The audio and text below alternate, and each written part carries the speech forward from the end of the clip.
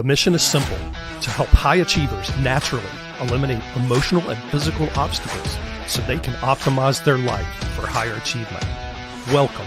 You have just entered the Genesis Zone. Good day, and welcome to the Genesis Zone show. I'm Dr. Brian Brown, and thank you for joining us. Thank you for taking time out of your busy Thursday to be here and join us on the show. Are you more worried about pleasing others than about caring for yourself? Well, if so, then this is likely a major source for anxiety or depression, or maybe even both in your life, and you don't even realize it. So let's jump into today's show to figure out what we're going to do about this. Have you ever known someone whose main purpose in life is to please others, maybe even try to please everybody, which is an impossible task? Have you ever known people pleasers like this who do their people pleasing thing at the expense of their own emotional and physical health? Have you ever been that person? If you're stuck in this cycle of people pleasing and it's robbing you of your emotional or physical health, I'm going to explain to you on today's show how you can break that cycle and prioritize self-care. A few weeks ago in episode 84, I asked a really important question. Are you a self-care diva? And some of you replied back. Actually, you answered me and said, yes, you were in fact, self-care divas. And I was actually glad to hear that. Others of you answered honestly and said you were not a self-care diva. And even a few of you that said you were not admitted that this was kind of a foreign concept. Now, I won't go into the details of episode 84, and I do encourage you to go back and listen to it on your own. But the gist of that episode was this: self-care is not about selfishness. It's about avoiding passive self-destruction. Now, here's the rub. If you spend your time worrying about how everyone, what everyone else thinks and how you can make other people happy, make their life easier, make them more comfortable, then something has to give somewhere.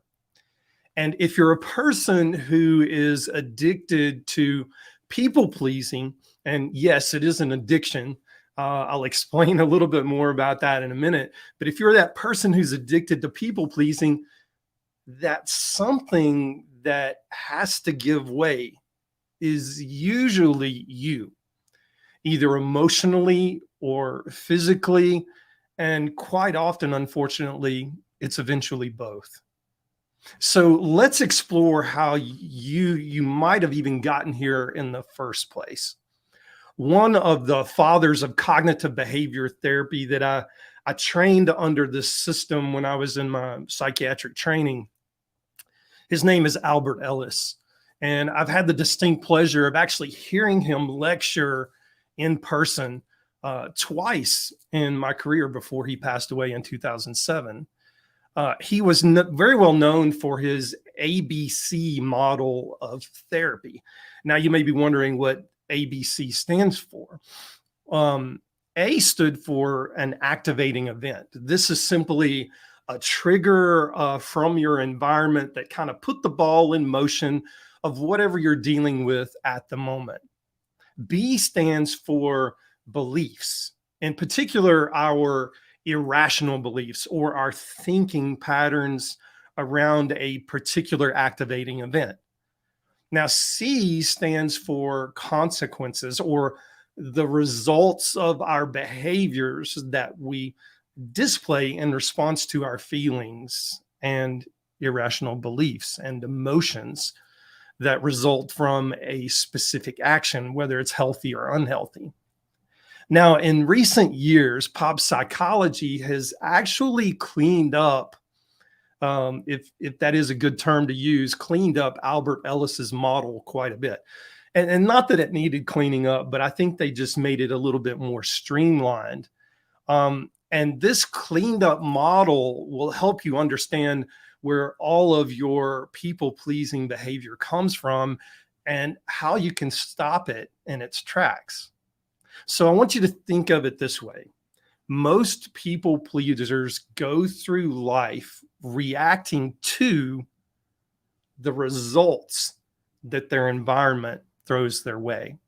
For example, people around you expect you to keep on playing the role of a people pleaser. Therefore, you, as the people pleaser, keep playing the role that the environment around you defines for you and is expected of you. So you are reacting to the results of your environment. Then this automatically triggers some thinking patterns. Well, what thinking patterns can it trigger? Well, let's kind of explore a few. One thinking pattern might be, well, I've always been a people pleaser. Another thinking pattern might be, I'm safest only when I put other people's needs above my own. Now, let's back up a second. That one is worth repeating. I am safest only when I put other people's needs above my own.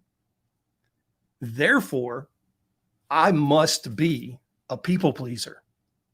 Now we'll circle back to this thinking pattern, this not so healthy thinking pattern, with a new thinking pattern in a moment. So hang tight. Now, once we have these thoughts or these thinking patterns in place and they're occurring on autopilot, and quite often that's what's happening. They're happening subconsciously on autopilot. These thoughts lead to an emotional trigger or a feeling. In this case, it can be feelings like, I feel safe when I'm meeting other people's needs. I feel needed when I'm meeting other people's needs first. I feel wanted when I'm meeting other people's needs first. I feel recognized. I feel fulfilled. I feel like I have purpose. Then these automatically triggered feelings lead to automatically triggered actions. And you guessed it, this action is the act of people pleasing. Whatever that looks like for you, whatever it looks like for you in the moment, because people pleasers, they do anything they can to please others. So it could be most anything. Then the result is that you reinforce to your environment around you that you are willing to keep playing the role of people pleaser. And sadly, you sit there and wait for your environment to repeat the cycle all over again. So let's review really quickly. Results from your environment, they trigger your thinking, and that thinking triggers a feeling, and that feeling triggers an action, and that action leads right back to reinforcing the results to the environment that you're still willing to play the game, which places you in a holding pattern again to start the cycle all over again whenever the environment sees fit to pull you back into that cycle. Sounds like the environment is in control, huh? And it sounds pretty hopeless, doesn't it? Well, it can be if you choose to stay stuck in it. But I have a proposal for you. What if you could break that cycle and do something new, do something healthy, do something different? So allow me to propose this. Let's start with a new thinking pattern. Let's make thinking the first thing that we have to deal with versus the pattern of the environment deciding what it's going to throw our way. So let's interject ourselves in there into the first spot and develop a new thinking pattern. You see, the old thinking pattern of I am safest only when I put other people's needs above my own, that thinking pattern generally comes from, unfortunately, some form of trauma in your past. Show me a person who has the people-pleasing mentality, and I will show you a person that when they sit down with you and they're totally honest, They have some form of trauma in their past. Now, this just means that you, as a traumatized person, albeit long ago, you learned, or your environment taught you, that meeting other people's needs above your own keeps the peace. It keeps you safe and ultimately creates a scenario where you are less likely to be hurt, whether that hurt is emotional hurt or physical hurt or sexual hurt or abandonment type hurt.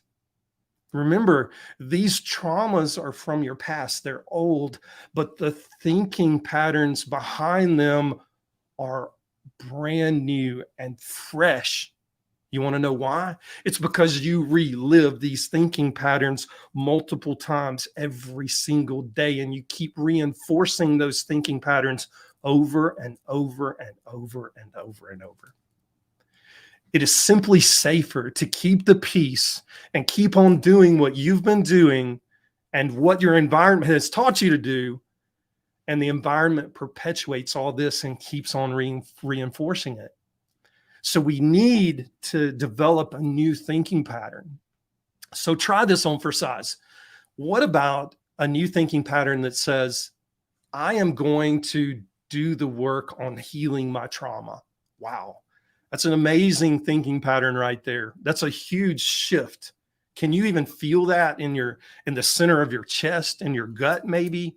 Or maybe it's in your head, but I'm going to work on healing my trauma. And what about a thinking pattern that says, I am okay, I am at peace when others feel let down when I'm honoring my own emotional and physical needs? Listen to the nuance of the words. I'm okay, or I'm at peace when others feel let down.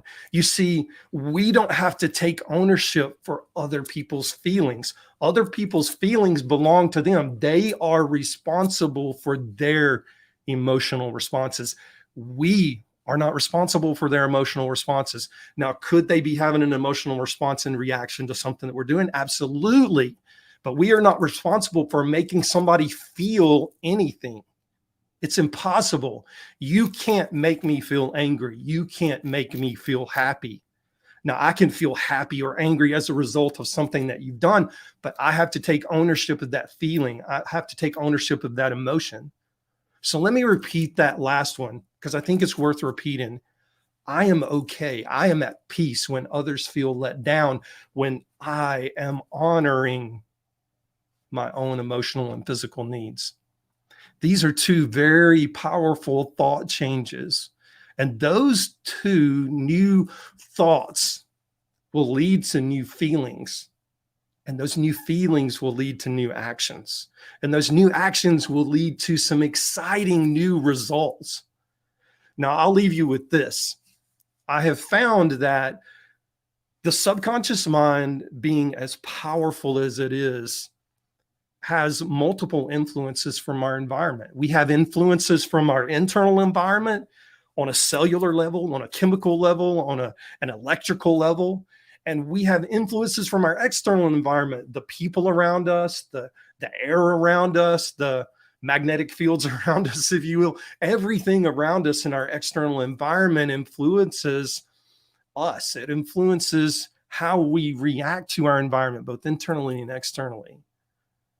I have found that people with certain gene profiles or DNA profiles, let's say gene profiles where they are predisposed to developing depression or anxiety, or more prone to developing clinical conditions related to those symptoms. These people are more prone to trauma responses that put them into patterns for not only clinical psychiatric diagnoses, but also into thinking patterns for negativity and worry and pessimism and self-destruction, even if the self-destruction looks like meeting other people's needs above your own. So I tell you this to say, when I work with clients who struggles in areas with symptoms associated with depression, anxiety, trauma, it's not only critically important to address the thinking pattern, because it is, and I've explained that in detail in this episode. But in many cases, it's nearly impossible to get those new thinking patterns to stick, to stay around long term, unless we do something to correct the underlying DNA or genetic imbalances. I know that sounds foreign, but I see it clinically. Correcting the genetic imbalances that are out of balance is equal to, if not more important than, the mindset work, the deep internal work. Now, do we do both of those? Yes, we do both of those, because I believe it's not an either or, it's a both and. And the synergy that we get with the both and approach is absolutely astronomical. So if you're battling or struggling with trauma responses, depression symptoms, anxiety symptoms, and you're over 40 and you feel like you can relate to the struggles of being a people pleaser that I've described in this episode, you need to know this: you're not alone. And you also need to know that there's a faster way to get the results that you desire, by starting with the foundation of your DNA. And once we understand your DNA, we'll put a plan in place to correct these imbalances that are there. Clinically, I see people who struggle in these areas like this get results in days or weeks instead of months or years. So if that has piqued your interest, if you're curious to know more about it, feel free to reach out to me on Facebook or Instagram at Dr. Brian G. Brown. I'll be glad to show you what I'm talking about and discuss how you can get your brain back on track. And if you're that kind of self-starter, independent type, Lone Ranger type person who wants to know more just about the kind of the DNA stuff, the genetic stuff, the profiling that we do, and you want to take steps toward going deeper in your healing journey, I've got the perfect solution for you. I created a short self-paced program to walk you through it. It's called the Gene Hack Bootcamp, and you can subscribe to it for free at drbriangBrown.com/gene hack/bootcamp.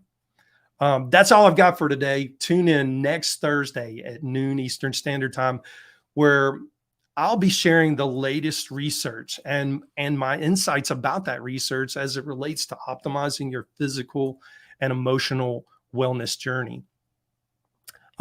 It's been great. It's been fun. I'm passionate about this topic. It's much needed in the world today. We've got to start depression.